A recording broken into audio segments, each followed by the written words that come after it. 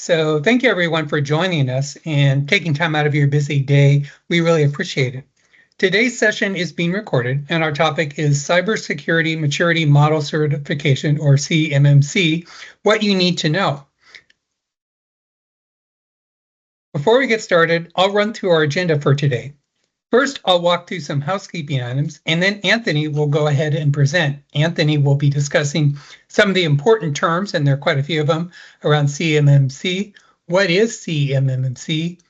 Accreditation and certification, the different CMMC levels, contract implementation timeline, and that's something to pay close attention to, how you prepare for an assessment, what the assessment process actually looks like, what are the final steps, and then finally, we'll talk about how we can help and some of the services that we offer, and then we will be saving about 20 minutes for questions.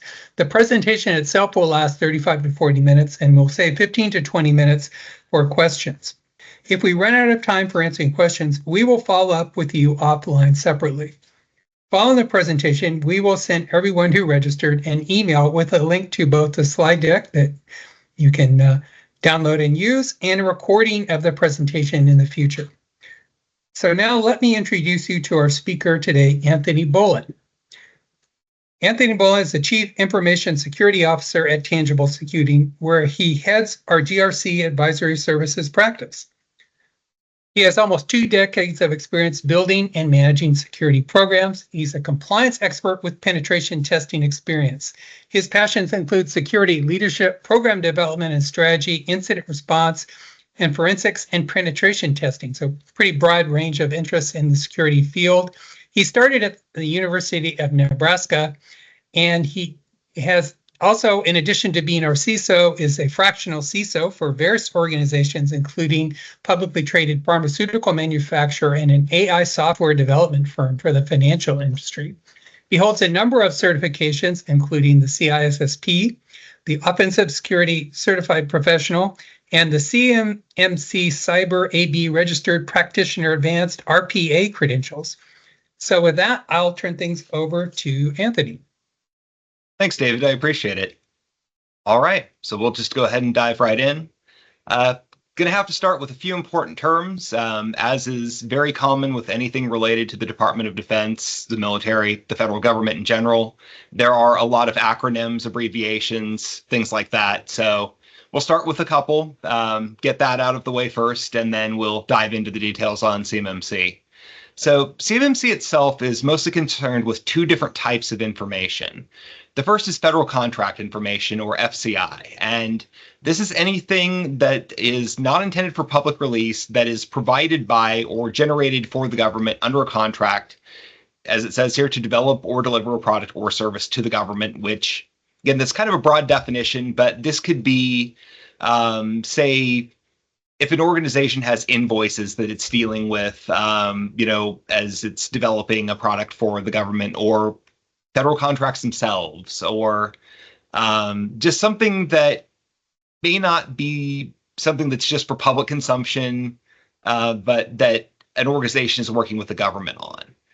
Now, controlled and classified information, or CUI, is kind of a subcategory of this, where there's additional regulation, policy, or laws that require this to have some sort of additional level of protection around it.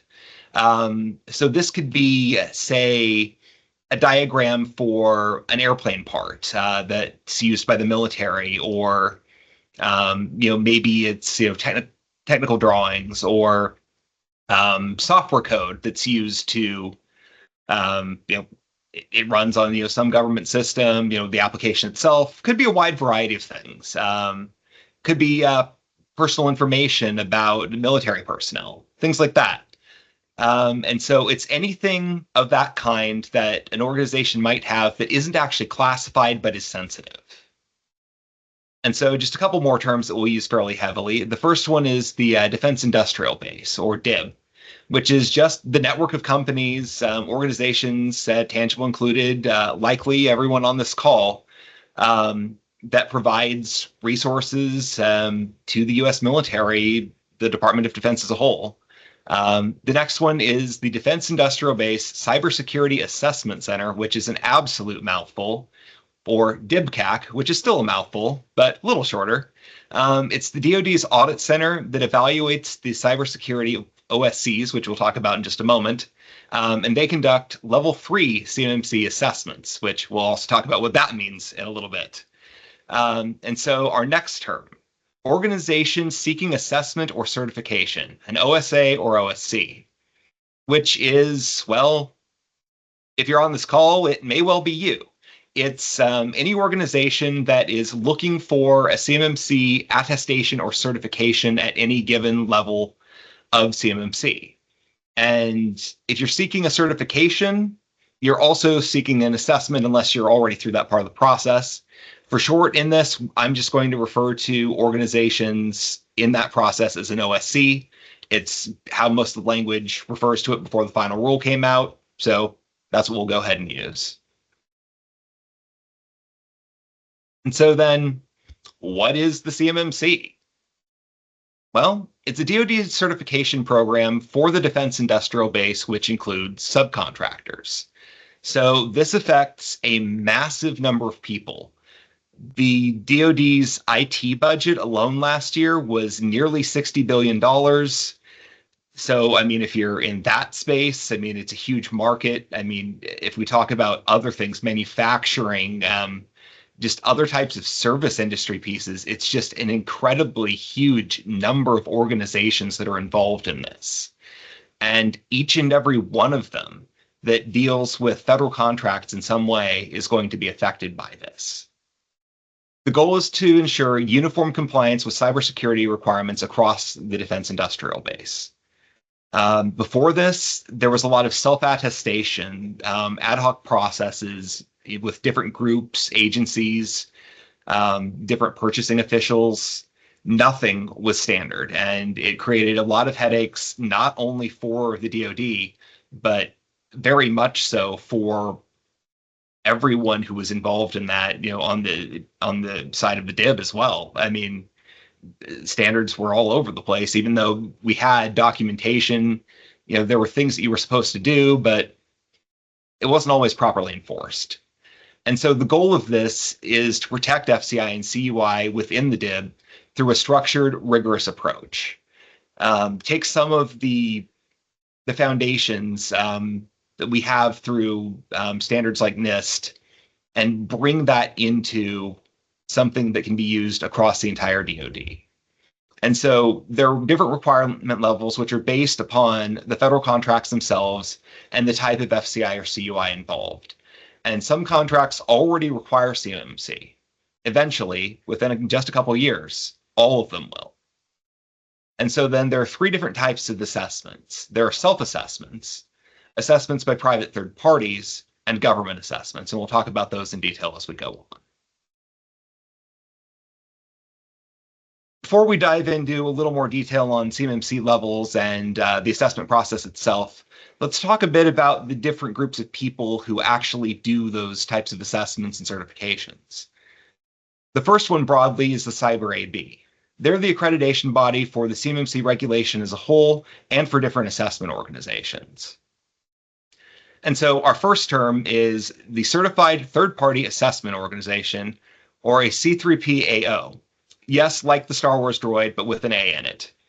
And so they're an organization that's authorized to perform a CMMC certification assessment and to provide a certificate of CMMC status after that assessment. And so there are 2 different types of assessment professionals within that, the certified assessors and the certified professionals. So a CCA or a CCP. The assessors lead and verify those assessments, while the certified professionals assist with that process. You also have registered practitioner organizations like Tangible, which deliver the non-certified service of advisory and consulting practices to OSCs through trained registered practitioners and registered practitioner advanced, or registered practitioners advanced, like myself. And so the goal with this is to provide training, vetting, and verification of the entities that are providing that consulting and advisory service to OSCs. Well, in theory, anyone can go out there and provide CMMC advisory and consulting services. You know, there just needs to be some sort of verification. There needs to be a level of vetting to this process in order to ensure that this is up to a level of rigor and standard. And with an organization adopting these practices by going through this process with the Cyber AB and by having professionals go through the additional training, the vetting, and the requirements, especially for the RPA, which does require additional cybersecurity expertise in order to obtain the certification, it ensures that level of additional quality and level of service within the organization. Just as an additional note, there's an organization called CISO that's being created currently, which will be taking over some of those services at the individual level from the Cyber AB, handling that training and certification going forward. Another important thing to note is that the same organization can't act as both, say, an RPO providing those advisory services and your C3PAO. You have to have two different partners that you work for this with, because otherwise you have a conflict of interest. The people who are doing that work, implementing services, advising you, doing that consulting, should not be the same people checking your work. In certain circumstances, if you have different individuals on different teams, with other types of assessments, other types of, say, compliance mandates, you can potentially make that work. But with the CMMC, that is not something you can do. It is explicitly forbidden, and it wouldn't be a best practice by any means, regardless in this case. So moving onward, let's go ahead and talk about the different CMMC levels. So level 1 is only for FCI. So if you have any type of CUI, you'll need level 2, which we'll talk about in just a moment. And this requires just 15 basic practices, starting with access control, and then there's some endpoint, network, and physical security controls in there as well. It's relatively simple compared to the others. It requires an annual self-attestation, and fortunately, it's fairly straightforward to implement. That said, depending upon your organization, especially if you don't have a lot of cybersecurity maturity in place, it can still be fairly extensive, and having assistance from an organization like an RPO can be very, very helpful. Level 2 is the lowest level that you can have if you have CUI in your organization. So in order to obtain this, you have to meet all 110 requirements within NIST Special Publication 800-171-R2, which covers, again, things mentioned above: endpoint security, network security, physical security, access control, but quite a wide range of other different types of controls, within those categories and more, fairly extensively. Some organizations will be able to do a self-attestation on this, but most will require C3PAO. This is determined by the specific contract. An assessment for this will be good for a 3-year term, so it's not quite as onerous as it could be as if it was every year, but again, it's still a fair process to go through. This is going to be the most common level across the entire div. We're already seeing a lot of prime contractors requiring this of their subcontractors. I'll talk a little bit more about that as we go on. But CUI itself is very common for just a wide range of different pieces. Again, software falls under this in many cases, manufacturing schematics, just a wide range of different things fit into the CUI category, so it's just going to be exceptionally common. Level 3 is more advanced, and it adds 24 additional requirements in order to deal with advanced types of threats. The assessment for this is done by DIBCAC, and this will mostly apply to larger prime contractors. There may be some smaller entities that are subject to this, but this is mostly for larger players. The way it was once described before the final rule came out was, if you're subject to this, you know who you are.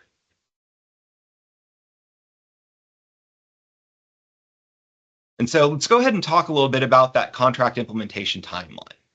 Right now, not every contract requires CMMC in it. Otherwise, everyone would need to be much farther along in their certification processes than they are.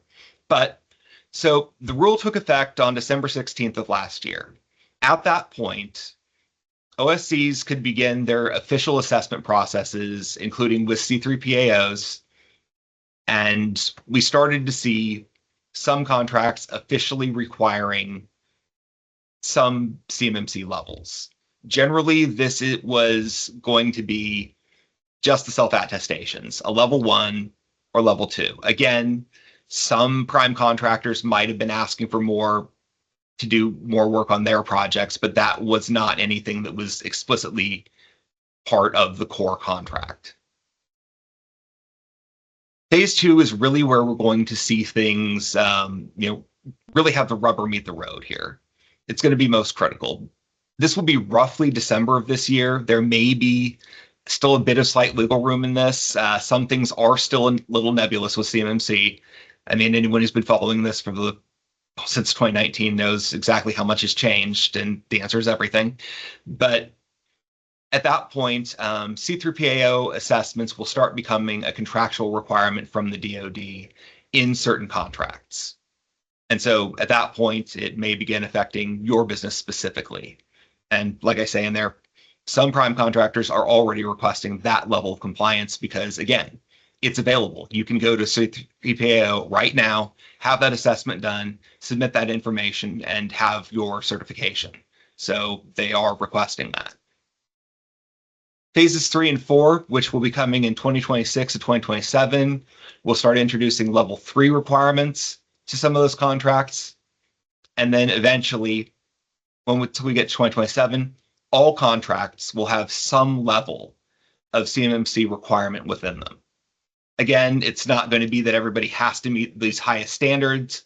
It depends on what level of CUI or FCI is involved. We don't have to secure everything like Fort Knox. We just need to make sure that that information is protected at a sufficient level.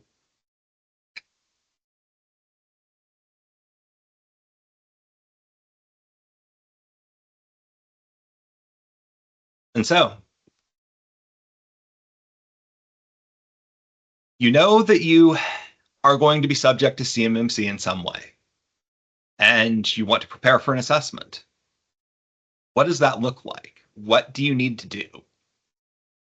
Well, the first step is to determine your CMMC level and the assessment type that's going to be required of you. This will most likely be told to you by your prime contractor if you have one, or it will be listed as part of the federal contract. And so in terms of the assessment type, if it's level 1, this is self-assessment only. You don't need to have a C3PAO involved. You certainly don't have to work with DIBCAC. Again, it may be very helpful to work with an RPO, for their additional advice and assistance through that process, but you won't need anyone to come in and do an actual certification assessment for you. You may be able to do a self-assessment in some cases for level 2, again, depending upon that contract and certain requirements.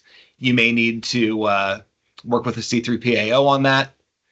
And again, I would very much recommend working with an RPO as well on that, especially because the requirements become much more complex and extensive. And we'll talk about some of the elements involved in that a little later here. And then again, for the actual certification piece, you would work with DIBCAC on level 3. And so, yeah, as I was just mentioning, I would strongly recommend help from an RPO. There's so many moving pieces involved, and the documentation requirements are very extensive. So NIST's own template for what's called a system security plan, which I'll talk about a little later, is just shy of 20 pages, but I have seen another one that is more extensive and honestly more recommended, better than NIST's, which is closer to 100. And honestly, if you filled out the NIST one, you would probably have well over 100 pages of documentation, if not more.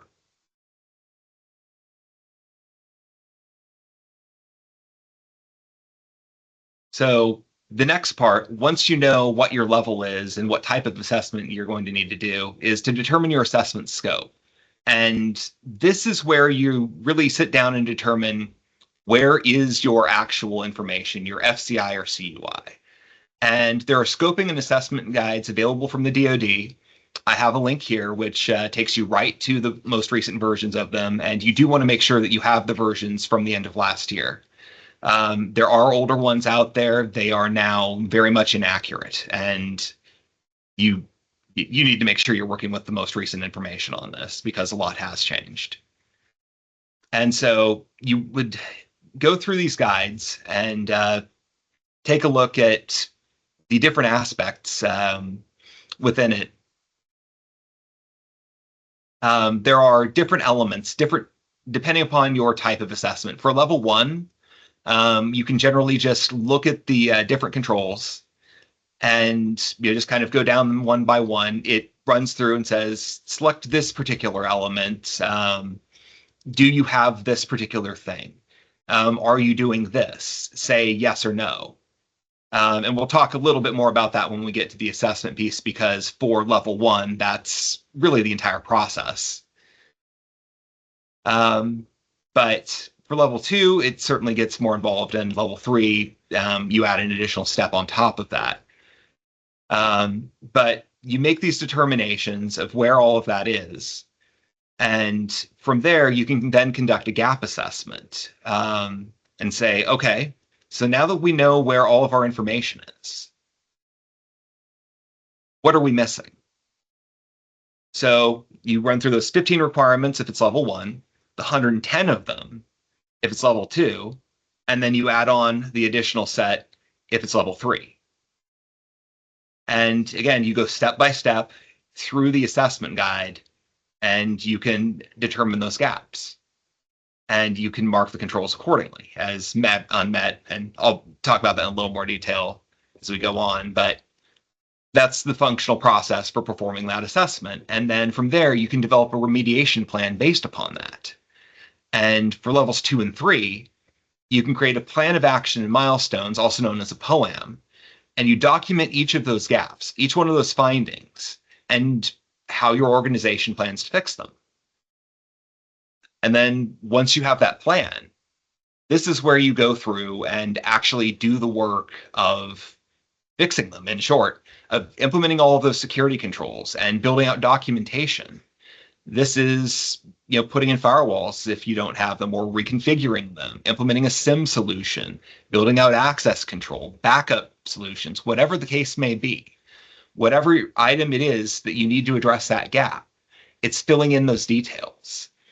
I mean, depending upon an organization, if you don't have a lot of controls in place, this could be as extensive as building out an entire CMMC enclave and all of the security controls to surround your CUI and FCI data so that you have your nice cybersecurity bubble, your shell, where you keep all of that information and only have certain things getting in and out of it. And so, again, if so, that can be a fairly extensive process to go through, build that, and especially to document it. Again, building out that system security plan, it could be potentially, a couple hundred pages of documentation. If you're building out your security policies from scratch, that can be quite extensive as well. And again, that's where help from an RPO is very useful. Because again, they can help you through a lot of that process. They can do a lot of that work for you in some cases, to make sure that everything is thoroughly covered and you have everything you need, so that when your C3PAO comes in, or if you were going all the way to level 3, DIBCAT comes in, they have everything they need to run through the assessment guides, make sure that everything is in place correctly, and you'll pass your assessment. But so then, you've gone through everything, you have all of your controls in place, you're feeling good. What do you do next? Well, regardless of your CMMC level, you should conduct a self-assessment. For level 1, this is what you need to do.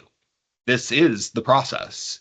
And if you can do a self-assessment for level 2, this is also your process. So you go through the guide. You have it either level 1, level 2. You run through it, or level 3, but you do a level 2 first to get to level 3. But you run through your guide to the letter and complete the process. And this will involve interviewing personnel within the organization, examining different controls, and performing tests. Follow them exactly as it describes. There is some measure of different selections and examples. They provide you some information to try to make it as easy as possible. There may be a little bit of confusion there as to what's what, but you can generally work through it. It's fairly straightforward, or at least as straightforward as a government document can be. It's not a tax form, at least. And you mark it as met, not applicable according to the criteria, and then there's a score. It'll let you know if you subtract points for certain different things, depending upon how critical it is to be missing a certain type of control. You can have partial credit for certain things. For level 1, you have to meet everything in order to pass. You can't have a POAM for level 1. There are only the 15 criteria. You meet them all. For level 2, you need to hit a minimum score of 88 out of 110 in order to get what's called a conditional CMMC status. I'll talk about that a little more in just a bit. For level 3, you need to hit an additional score of 20 out of 24 on those requirements to get the level 3 status. But to get level 3, you have to have already had a final level 2 status. So you'll already have gone through this process once before you get there. And so if self-assessment is good, you can already proceed to the final steps of the process. Otherwise, you contract with the C3PAO or the DIBCAC to have what's called the certification assessment done to receive that status. And this is where you bring them in, you work with them, and they conduct basically this same process. They go through, assess everything that you would have just done, ask for evidence, do those same types of interviews, and check everything off following their process with their rigor, with their knowledge and understanding of CMMC, and with the backing of the DoD as that check to make sure that everything is correct, that all of your controls meet their requirements, and you truly are ready to go, and everything is solidly in place. And so you have reached your final process. You've completed your self-assessment. Your C3PAO says, yeah, this is good, or this is mostly good. And so if you're working with the C3PAO on your certification assessment, they will issue you a certificate of CMMC status, which will either be conditional or final. It's conditional if any control was not met, if there was any drop to your score. If this happens, what you need to do is create a final POAM document. This documents the remediation process for those specific items, and you have to fix them within 180 days, or that certificate expires, and you have to go through the entire C3PAO assessment again. So you really want to make sure you get those done and do that right because, well, one, a C3PAO assessment is not cheap, but it's also very time extensive. So it's not a good idea to have to go through that process again. Nobody would want to do that. For a level 3 certification assessment, DIBCAC provides you with all the necessary documentation that you need for the award of that status, either conditional or final. You do the same thing with the POAM process if it was conditional, and you follow the same process after that. And then all final documentation for CMMC is submitted through what's called the Supplier Performance Risk System, or SPRS. And this includes all self-attestations, regardless of where you've come through this process at this point. Take all of that information and submit it through this portal. And their website has information on how to sign up, log in. Depending upon your organization, it's quite possible someone within it already has access to this system for other federal contract components and things you've done. They may be familiar with it, but all of the information on how to deal with that part of the process is there. After that is done, you've submitted it, your authorizing official within your organization has pressed the button to submit.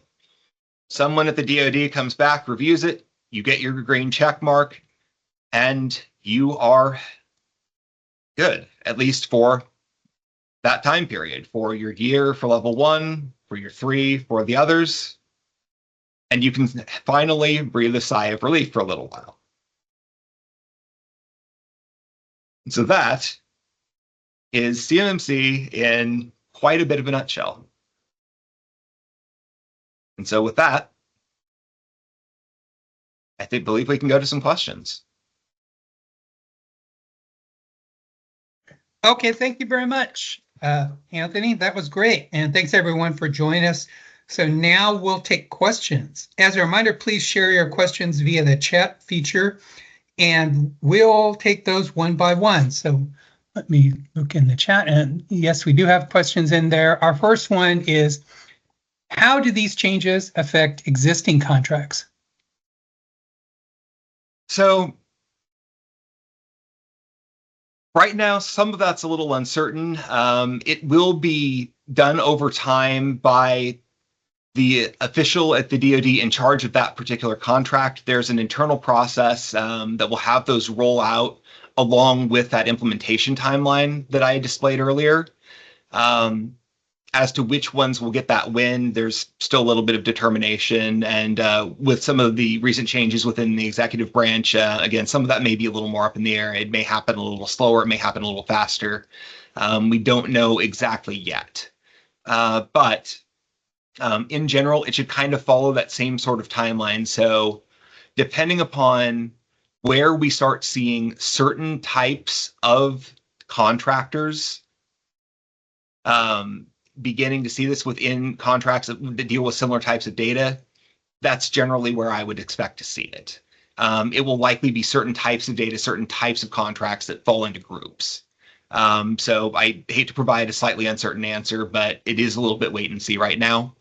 But it will roll out with that implementation process. Thanks. Yeah, these things tend to be wait and see sometimes, I know. Next question we have from another guest is, does this apply to all your subcontractors? So does it apply to subcontractors as well? And like, are there different kinds of subcontractors? Are there different rules? How does that work? So if you have CUI or FCI, yes. Basically, if you're working on a federal contract, yes, because the federal contract is a type of FCI.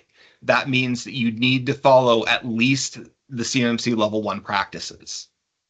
If you are working with anything more involved than that, then you will absolutely need to have additional level practices. Yeah, if there's any CUI, so again, like I said, manufacturing schematics, source code, more involved documentation, or project diagrams on things you've been working with the government on, then absolutely, like, the level 2 practices would almost certainly apply.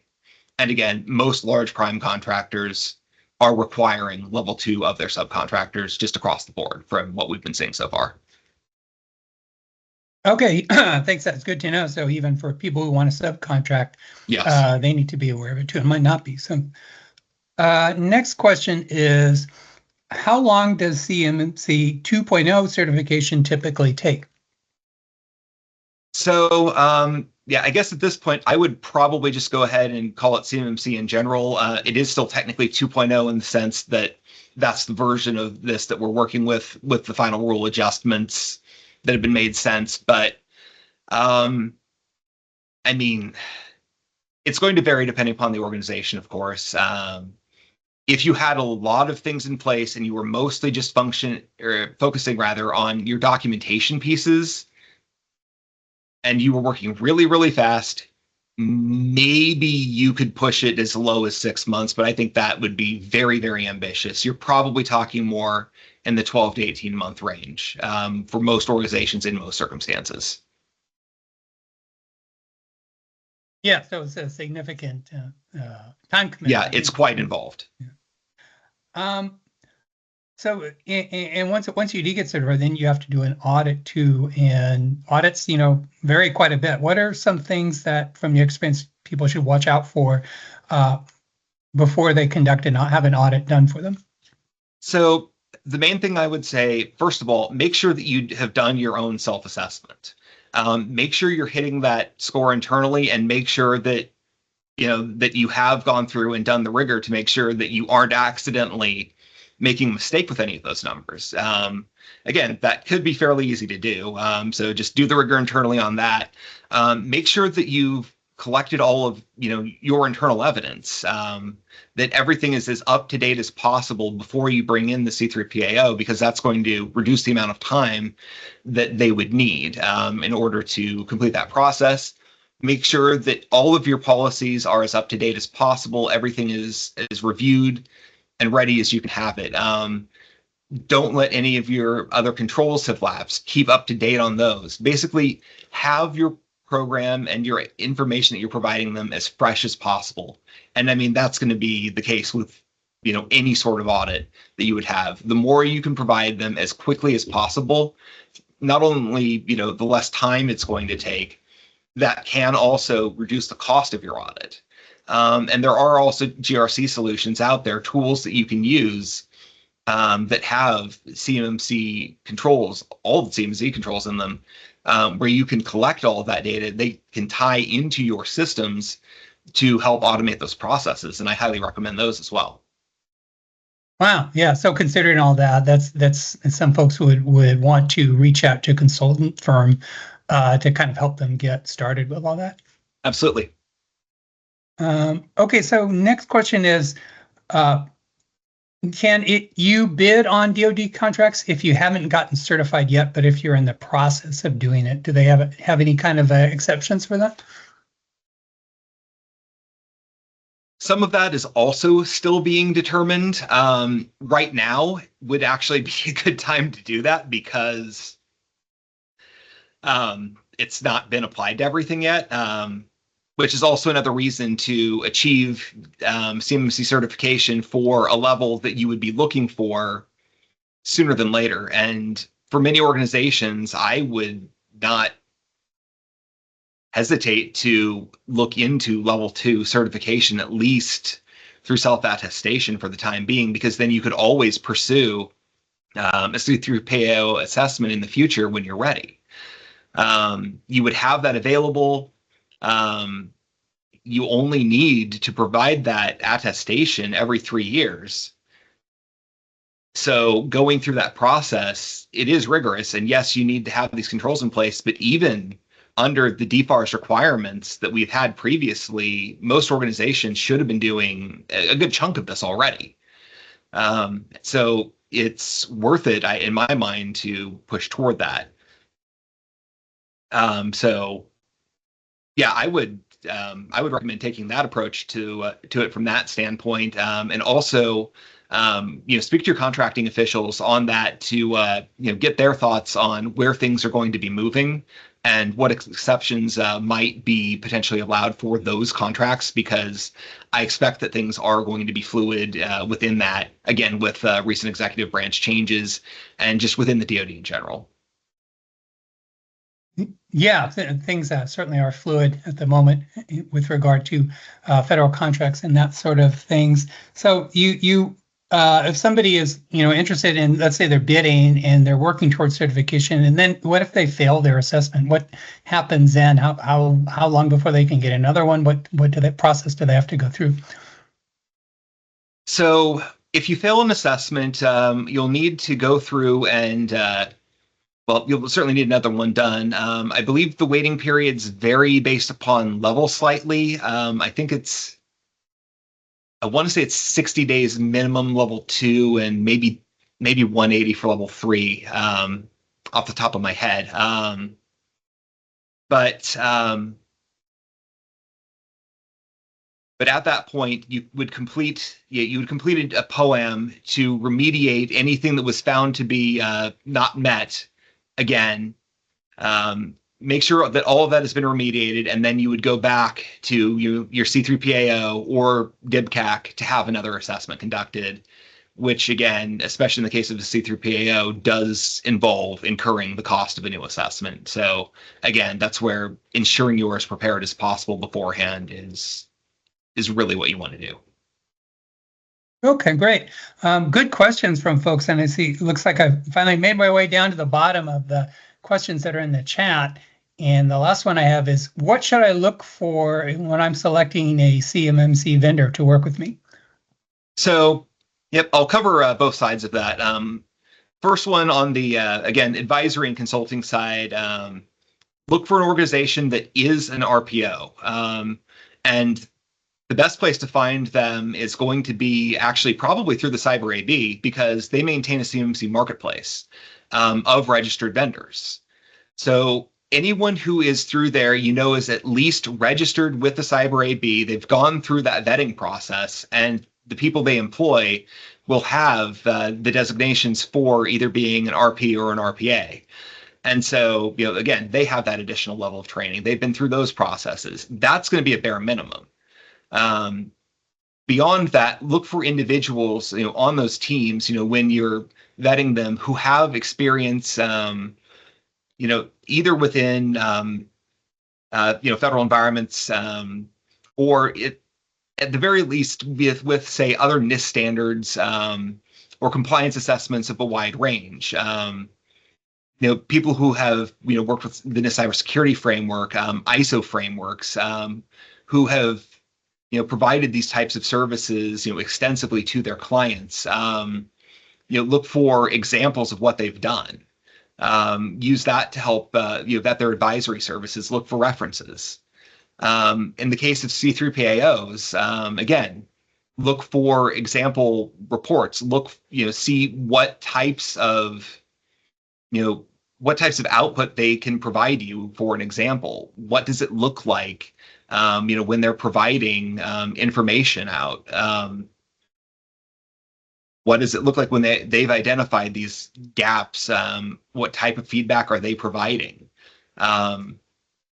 Again, evaluate costs, evaluate how thorough their methodologies are in what they're presenting to you in their statements of work. Use that type of information as a determining factor for that level of quality. All right, thank you. So that looks like all the questions I have. And so if you want to contact us, we have some contact information listed here, both for Anthony, his email, and then also our general sales email, where you can contact us if you have questions. And so once again, we thank you for joining us and appreciate all your questions. Again, if you have further questions, please follow up with either the two email addresses that are listed here on the slide. Okay, thank you. Thank you.